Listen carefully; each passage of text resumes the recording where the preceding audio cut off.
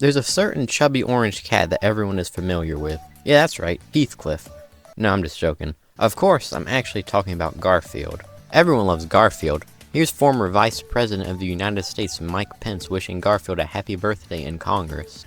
I rise today for the awesome and important duty to pay a happy birthday wish to Garfield. He'd rather pig out than work out. In fact, his passion for food and sleep is matched only by his aversion to diet and exercise. A cat after my own heart. Good to see the government really taking care of the real issues. There was recently a new Garfield animated film that released, and what better time could there be to discuss the history of everyone's favorite lazy, hungry orange cat, Garfield. Garfield was first created by cartoonist Jim Davis in 1976, but this wasn't Jim Davis's first time making his own comic series. A few years prior, in 1973, Davis created the comic strip Gnorm Gnat, which appeared in the Pendleton Times newspaper in Pendleton, Indiana. The Gnorm Gnat series didn't have that great of a success due to the fact that the main characters were bugs, and people don't really like bugs all that much. After this realization, Davis looked into popular comics to see what animals may be more successful, and found that there were several prominent dogs, but not many cats. So Davis would come up with a new comic series starring a cat, and in 1976 this cat would be created, and he looked like this.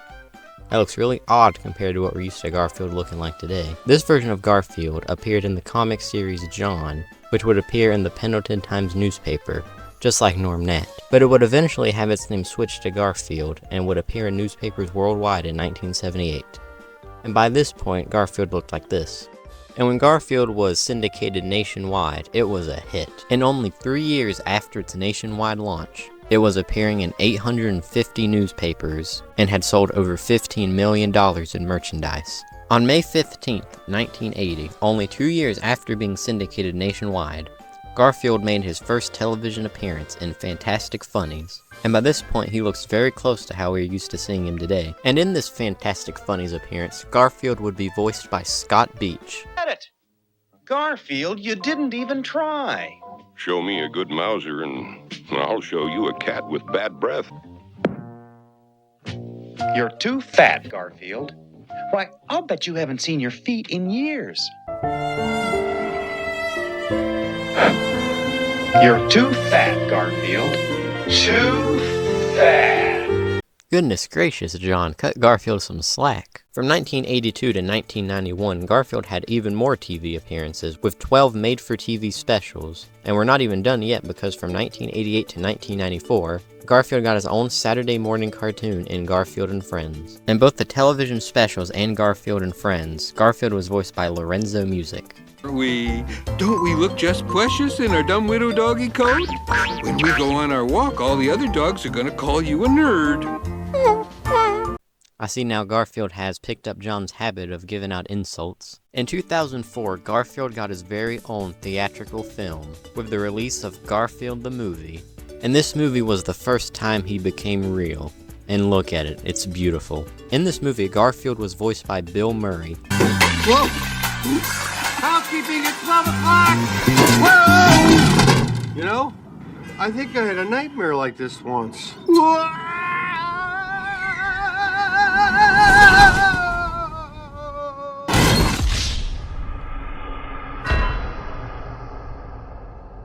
Who apparently only signed up to do the Garfield voice because he thought it was being written by Joel Cohen, but it was actually being written by Joel Cohen. Oh, you're probably confused now too. So you see, one of these names has an H in it, and one doesn't.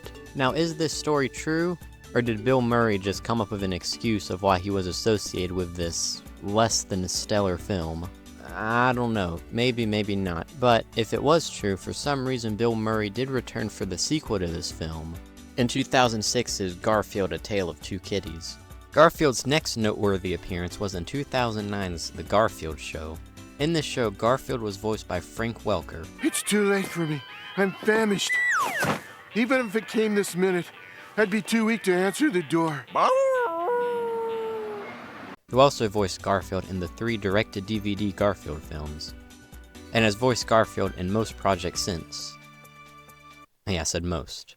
The Garfield Show consisted of 120 episodes that spanned across 5 seasons. and ran from 2009 to 2016. And this show definitely didn't have any groundbreaking animation. I mean, look at this.